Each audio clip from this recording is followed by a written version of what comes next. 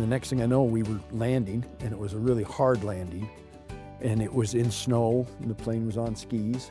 And anyway, they hand us the guns, and we jumped out and we shot this moose, and then after, of course, they shot it, reality hit, and we were stuck. Stories That Live in Us is a podcast that inspires you to form deep connections with your family, past, present, and future. I'm Krista Cowan, known online as the Barefoot Genealogist. Counting down to the upcoming celebration of America's 250th birthday, you'll meet families from each state whose stories are woven into the very fabric of America. Tales of immigration, migration, courage, and community that remind us that when we tell our stories, we strengthen the bonds that connect us. So join me for season 2 as we discover From Sea to Shining Sea, the stories that live in us. I have been to Alaska 3 times. The first time, it was a random day in the summer of 2013 when my brother called me up and said, "What are you doing next Tuesday?" I don't know. Want to go to Alaska? Okay. So we did. It was over the 4th of July. An interesting fact about Alaska on the 4th of July is it doesn't get dark, and so they don't do fireworks, which was a little disappointing, but it was a lovely way to spend that holiday week with my brother, and I fell in love with Alaska. The glaciers, the ruggedness of it, the history, the people, there was just so much about Alaska to love.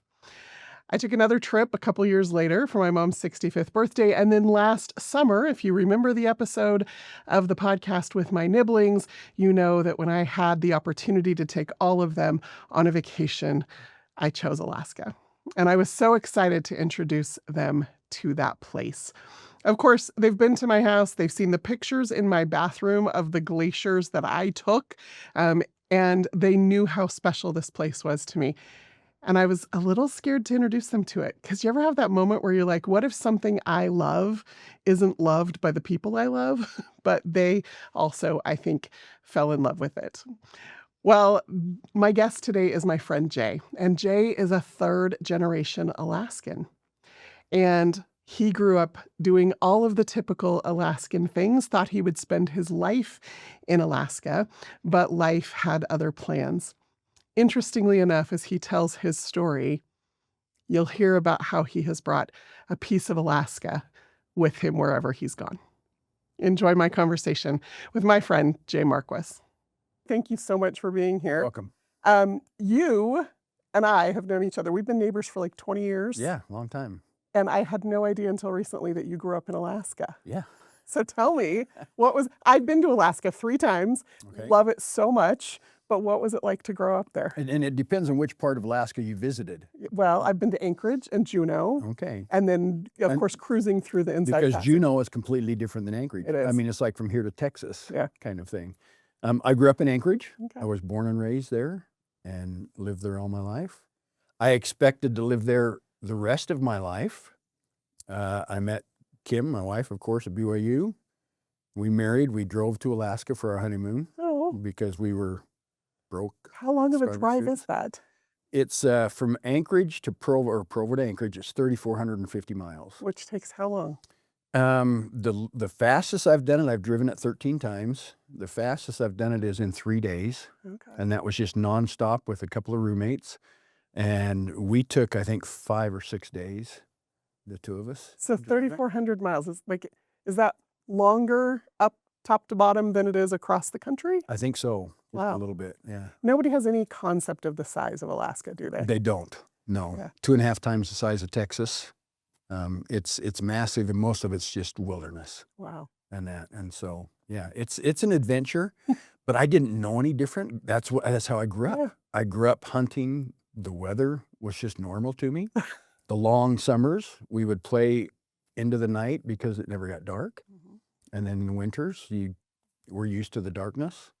And so that's how I grew up. So I expected to live my life there, married Kim, took her up there. She went through one winter and she said, I'm not doing this. Oh, So back to college, and we've never left. well, there you go. So you were born there because your parents were living there. What took your parents there? My parents had adventurous parents. So my grandparents both separately, just went up when they were newlyweds and or had young families. So my mother was born in Idaho, my dad in Oregon, and their parents took them up when they were younger. They met in high school, became high school sweethearts, and married right out of high school, and lived there another 50 years, raised their family there. I love that. And so, yeah. And what was it that took your grandparents there? Like they just decided to have an adventure? That's They it? just decided to have an adventure. Okay. And just went up and fell in love with it. fell in love with it. Okay. Yeah. And so your parents met in high school, and you're a member of the Church of Jesus Christ of Latter-day Saints. Yes. Were you raised in that faith? I was. Okay. And were your parents? And no, they were not. I'm not exactly sure when my grandfather joined the church, because I always thought he was.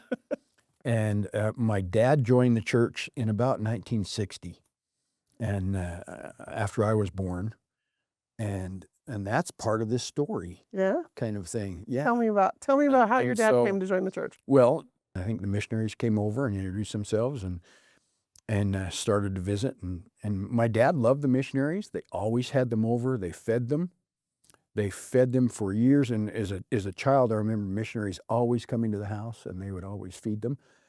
Dad joined the church, but didn't really become active until the mid-60s, kind of thing. Okay. And early to mid-60s. And so always had a connection with missionaries, because there was a missionary, and he's instrumental in this story. His name was Pat Bryan, and he was up in Alaska in 1959 and 60, I believe. So right before your dad joined the church, or about the same time? Yes, he was influential also in my dad joining the church. And he came back to Alaska, and I met him in 1976. And he was a federal judge, and he was coming up there to do some work. And I came out of the ward building, and we had back in those days we had 3 wards. It was all we had, and then there was a ward in Fairbank, Which in our faith is a congregation. it's Yeah. a congregation. Yep, correct. And we just had one building. But I came out of the building, and Dad was talking with this man out on the front curb, and I didn't know who he was, so I just walked up and stood there waiting for my dad. And I had a question. We hadn't driven together, but I had a question, so I was waiting, and he turned and he said, "Oh, let me introduce you to this man. This is Pat Bryan. He was a missionary here 25 years ago or whatever it was." And so he introduced me, and Dad said, "Jay is waiting for a mission call." I was going to go serve a 2-year mission for the church. And he said, "Do you have your call?" And I said, "No." And he said, "I know where you're going." And I kind of looked at him, and he said, "They just opened a mission in Utah. You're going to go to Utah." On a mission. On a mission. And I said, "They're all Mormons. I'll go anywhere but Utah." And sure enough, I got a call to Utah and came and served here. But you got to meet this missionary that was I got to meet this missionary. influential. Yeah. So you served your mission in Utah. You eventually come back to BYU. Yep. You marry Kim. She doesn't want to live She doesn't want to live in Alaska. in Alaska. Somewhere in there, you became friends with Cody Hale. Now, Cody Hale, for people who listen to the podcast, if you remember all the way back in episode 2, we talked to the Hale family, because Grandma Hale, Cody's mom, she was adopted, and Lisa, my producer, and I helped to solve who her biological mother was, and Lisa's friends with the Hale family, and I, of course, you can't live in Utah and not know them. Yeah. Yep. So how did you and Cody become friends? So before we were married, Kim and I, when I first came down to school, I went up to Sundance and thought, this is beautiful. This reminds me of Alaska, kind of. And I was an avid skier. And so I looked at buying a season pass, and I thought, oh, $60, that's a lot of money at the time. And so I thought, maybe I can get a job here. So I applied and became a ski instructor. And that's how I met Cody and his wife, Linda. She also taught skiing there. And so we taught skiing together for almost 40 years and just became fast and close friends and dear friends. We've been friends for 40 years. I love that. And it's just evolved into, we've vacationed together, and it becomes part of the story because they had a summer theater down at Capitol Reef National Park. And so they had a ranch house down there where they would put up the cast. And the first time, that was where I first met Ruth Hale, Grandma. In Alaska, I was a plumber. And Cody said, hey, we need to get the theater open this summer. And we've got some problems with the bathrooms. Can you come down and do some plumbing for us? So went down there and was climbing around underneath the crawl space doing some plumbing, and came out and met Grandma Hale. And we sat and had a conversation, and she wanted to know all about me. And she said, are you single? And I said, no, I'm married and have family. She goes, oh, we could really use a plumber in the family, and I've got some granddaughters that need to be married. That sounds like That sounds like Grandma Hale. She tried to marry me off right then before she even knew if I had a family. And that's how we first met. And that kind of became a tradition with Cody, Linda, and some other friends and us, that we would go down to the ranch house every year and hike and mountain bike and just enjoy the outdoors. And we all were ski instructors at Sundance and just good friends, so we'd go down there. One of my assignments was when we went down, we'd all share the food, cooking the meals, and my assignment was breakfast. And so every year we would go down, or twice a year, I always did the breakfasts. And sourdough pancakes were the breakfast. Is that was the only thing you could make, or that was just what you loved? Probably the only thing I could make at the time. And everybody loved the sourdough pancakes, and so that's what we did. And that's kind of part of this story. I got my sourdough starter from my parents when I went off to college, and just kept. I loved sourdoughs. It was a tradition in our family. You just kept feeding it. I just kept feeding it. Yeah. Wow. And I made sourdough pancakes all the time. Back then, I made a lot of sourdough bread as well. There were 6 of us from Alaska. We were all roommates, and we'd all grown up together, and we were roommates for years. Several years together until we started getting married. And I recall with the sourdough starter, you mix it up, you feed it and let it sit, and then you make your bread or your pancakes, whatever you're going to do. So if it was pancakes, I mix it the night before. And then in the morning, I mix up my pancakes. Of course, you take starter out for the next time. And I had early classes. I just remember this one morning. I had early classes, and so I had made sourdough so I could make some bread later in the day. Went off to my classes. I came home, got ready to make bread. I went over to the bowl, and it was covered with a towel, and I throw the towel off, and there's just a tiny bit of sourdough left in there, just enough for me to take out for my starter. And I'm like, what the heck? So some of my roommates get home, and I'm like, you guys, what happened with my starter? And they said, well, we had pancakes before we went to school. And I'm like, are you kidding me? And I said, all that was flour, water, and the starter, you guys. And they said, we thought it tasted a little bad this morning, but we thought that's because we made them and not you. Or we cooked them and not you. But there was just enough for me to keep. And so ever since then, I've always kept spare in case somebody forgets to take something out. But I've still had my original starter since 1976. That's crazy. Yeah. And so you'd go down to the ranch house and you would make the pancakes. And I would make the pancakes. Okay. Yeah. Well, so you had a surprise visitor at the ranch house once. At the ranch house. And I don't know why it took me so many years to make a connection, but Pat Bryan had married one of the Hale daughters, Sherry. And I'd known Pat and Sherry for years and never made the connection. Well, I shouldn't say I'd made it before this day because, of course, from the theater, we would attend the theater. And our youngest son, when he was little, did a couple of plays at the theater. He was a Tiny Tim, and then I don't recall the other one, but Sherry Bryan was his mother in one of the plays. And so we knew and we made that connection. But on one trip, we were down there at the ranch. And so I'd be the first one to get up and start making the sourdoughs. Pat and Sherry were there visiting, which was unusual because when one family member was there with a group, others didn't come down, but he was recovering from some surgery. So he was there kind of recuperating. And I was the only one up getting things ready, and he came walking into the kitchen and sat down, and we were having a conversation. And he said, sourdough pancakes, huh? And I said, yeah. And he said, where'd you get your starter? And I said, well, I got it from my parents. And he said, do you know where they got it from? I said, no idea. He said, they got it from me.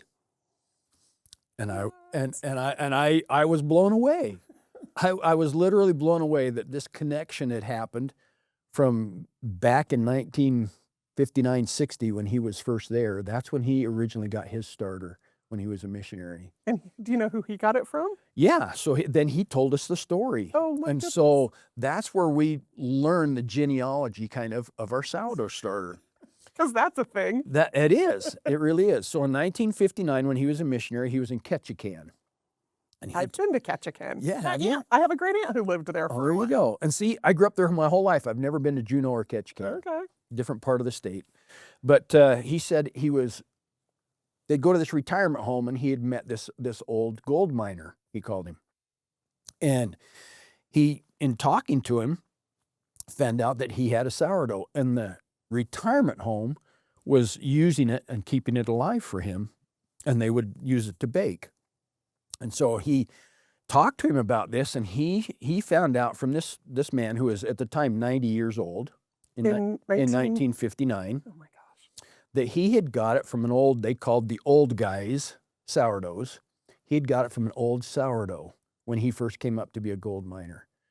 And so he wasn't exactly sure how old it was, other than he got it from this gold miner in 1897. And so he had it from 1897 until 1959. Insane. So he'd had it about 60 years, and he gave Pat a start from that. And so Pat had that all this time. So he had kept it through his mission. He had kept it through his mission and after his mission. Yeah. Okay. And still using the same original sourdough That is start crazy. to now. So it's what now? Like at least 130 years old now? At least, because he got it in 1897, and here we are 125, 30 Wow. years later. That's amazing. And so it was like gold to them back in those days. Yeah. That was their leavening agent, and they did everything to keep it active and alive and not let it freeze and that. And so yeah, And here you're sitting in a ranch house in southern Utah hearing this story for the hearing first this time. story for the first time after years of having the start, Yeah. and my parents having the start, finally, and my parents didn't even really know the backstory Yeah. to it. They knew that they got it from Pat. And of course, then I called my parents up and I said, hey, I just learned. And they said, yeah, we got it from Pat. So I said, well, I never knew this. And how the irony of that whole coming around, Yeah. meeting him, my parents meeting him in 1959, 60, and then me meeting him in the 70s. And then again, And then you and Cody becoming friends. Cody and I Yeah. becoming friends, and them being related. Wow. And yeah, and it was just, it blew me away.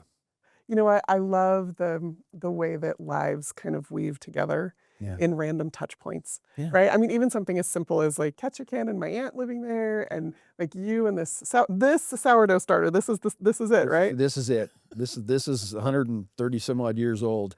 How far has this gone from you? Like, how many people have you shared this with? I don't know, a lot.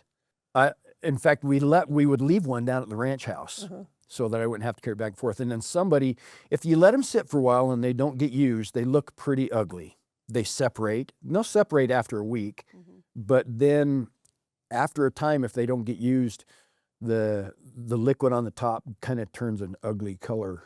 It looks pretty bad. Unappetizing, but it can still be good. Yeah. It can go. I've had them sit for months and months and months without using them, and I actually have 2 that I use for bread. I have 4 that I use for sourdough pancakes, and then I still have some extras in the refrigerator on the garage.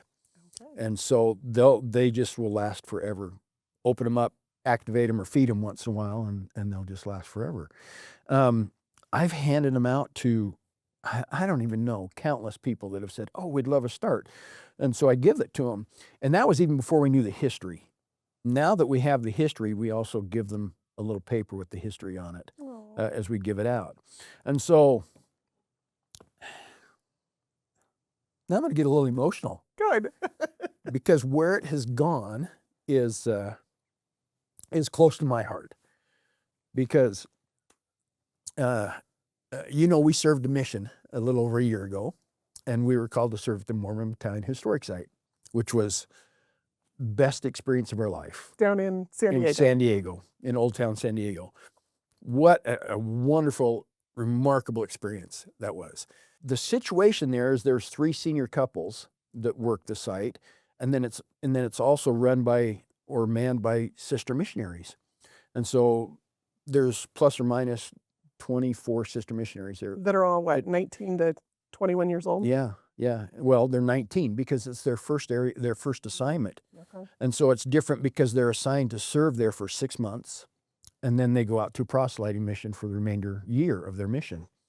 And so for 6 months, we work every day, all day with these sister missionaries. As they'd rotate in or out, we have a little over 50 young sister missionaries that just became like granddaughters to us. And while we were there, of course, I took my sourdough starter with us. And it was about a month actually before we got settled into an apartment and once we got settled in, we said, hey, why don't we invite sisters over for sourdough pancakes? And so we started each week, sisters would come over for sourdough pancakes, and it just became this tradition that we did on our mission. And the sisters loved it. And we had so many, we didn't feed them all at the same time. So we'd have one apartment each week. And so they all got to come over at least once during each transfer. But they knew when we did it. And so they would, oh, could we borrow this? Just happened to find something they needed to borrow while we were feeding other sister missionaries, and they'd step in and just grab pancakes off the plate and eat them with their hands. And it just became a fun tradition for us. So when we came home, and the sister missionaries started also coming home, we decided we would get together. And so we have sourdough Sundays where sister missionaries that we served with come over, and we try and do it once a transfer, so once every 6 weeks, and have them come over and we get together and have sourdough pancakes. And it is so fun. I can't even express it, because oftentimes sisters will come over and then they'll see others that they haven't seen since their mission or for over a year because they left and went different destinations. And it is so wonderful to see the reunions. So a lot of them have said, can we have sourdough starter? Can we have sourdough starter? So our tradition now has become, when they get married, that they get sourdough starter and a recipe from us for pancakes and for bread. And so we've had a half dozen of them get married so far. And so they, get sourdough starter, and we've gotten messages and little Facebook things and pictures and text messages back holding their first loaf of sourdough bread or cooking pancakes. And it's sweet to me that tradition is kind of carrying on with somebody that's not even family member. Yeah. So that's just a tradition that's just continued, as well as in my family. I have grandkids that every Sunday, just like we used to, or their parents did, when they were young, they have sourdough pancakes on Sunday mornings. I love that. And so the grandkids get up and fix sourdoughs on Sunday mornings. And so it's just a fun tradition that has just carried on in our family through 4 generations now. And now it's carrying into other families, the tradition. And they all have the story to go with it. That's so great. Yeah. Oh, I love that. Well, while you were serving down at the Mormon Battalion site in San Diego, I had the opportunity to come visit you. I think Lisa and Jen and I were down there for a Ancestry work thing. Yeah. And we came and spent a little bit of time there. And one of the things that people may not know about that particular site, like many of the historical sites for the Church of Jesus Christ of Latter-day Saints, is you dress in costume. Yes. And period costume of the time. Yep. And I remember you were out back helping some little kid pan for For gold. In my costume. In your costume, yes. Yeah. And now that I know you're from Alaska, it just seems so fitting that was the environment that you were able to serve. It really was. It was a little, it was kind of fitting. And well, that's interesting, because my dad passed away right at the beginning of COVID, a little over 5 years ago. And he had a watch that he wore almost for as long as I can remember. At least 50 plus years that I remember him wearing a watch that was gold nuggets that he had acquired while he was in Alaska. And I just would kind of laugh because there I am panning for fake gold at the time. And when Dad passed away, I inherited his watch. And so this is his watch. Oh, made out of real Alaska Made out gold. of real Alaska gold nuggets. That's amazing. That he had made. And I kind of wear it in memory of him. And he, after he joined the church, he just dedicated his life to the Lord. And Mother and Dad served 2 missions. And he wore it every day of his mission. And I inherited it, but I didn't feel like I should wear it. I don't know. But when I went on the mission, I thought I'm going to wear this to honor Dad. And so I wore it every day. And I would often, every day I would think of him because I'd be down there panning gold and I could see my watch. And it just made me think of Dad and his stories of Alaska. And yeah. So real Alaska gold, real Alaska sourdough. Sourdough. What, as you think about what Alaska means to you, even though, you haven't lived there most of your life. Not now, it's where your roots are and clearly connections still. What does that mean? Well, and you think about where you grow up and how that influences the rest of your life, really. And that's what it's done to me. So almost 28 years, the first 28 years of my life. And in fact, I stopped into the hardware store yesterday and a fellow asked if he could help me. And I said, oh, I'm just looking at this, but then I need to go pick this up. And he said, oh, are you from Pleasant Grove? And I said, no, I've been here, Pleasant Grove, 35 years, but not originally. Where are you from? Alaska. And he was from Chile. And he said, Alaska. And he was just enamored. I saw a show and he started asking me questions about Alaska. And so I was answering him questions about the weather and the long summer days and the short winter days and things like that. And it actually made me, just yesterday, this is ironic, made me stop and think about Alaska and how big of a part of me that is. That's how I grew up. Back then, a lot harsher environment. We didn't have homes that were as tight and warm, and we would put things over the windows to keep the cold from coming in and scrape the insides of the glass. And you just learn to live with plugging in your cars at night, because we didn't have a garage. And so you'd plug them in to keep them warm, keep from freezing. And that was just how I grew up. And because it was maybe a little harsher environment, I honestly think that you become a little tougher because that's all you know. And we would go out and literally shoot our food. Moose and caribou. And it was normal. I remember on one occasion, my dad and his best friend and I were up to get a moose, and we would do it by plane sometimes. And so we spotted a moose, and I actually was getting airsick because some of the things that they would do when they're looking at moose. And so I kind of laid over in the back and was dozing off. And the next thing I know, we were landing, and it was a really hard landing, and it was in snow, and the plane was on skis. And anyway, they hand us the guns, and we jumped out and we shot this moose, and then after, of course, they shot it, reality hit, and we were stuck. Oh no! We were wing deep in snow. We couldn't get out, and so we spent the night up on this mountain. Because it was the next day before anybody could get into us. And we had almost used up all the fuel trying to get unstuck. And so we had to wait for somebody to bring fuel in. But that was just kind of part of life. You just spent the night up on the mountain in the snow in 60 below weather until somebody could come bring you some more fuel. And that's in the 1960s. Your old gold miner, like that was a whole different world back then. Back right? then. Yeah. Yeah, they had those harsh environments that they went through to go mine their gold. And so it was a little taste of kind of what they experienced in being out in the wilderness. So it was such a different environment that we were raised in. And parents trusted us, and we could just take off and come home when we came home. And we would, when we were a little older, we got to take the snowmobiles and just go off into the wilderness and the mountains. And if we broke down, we were taught how to fix them.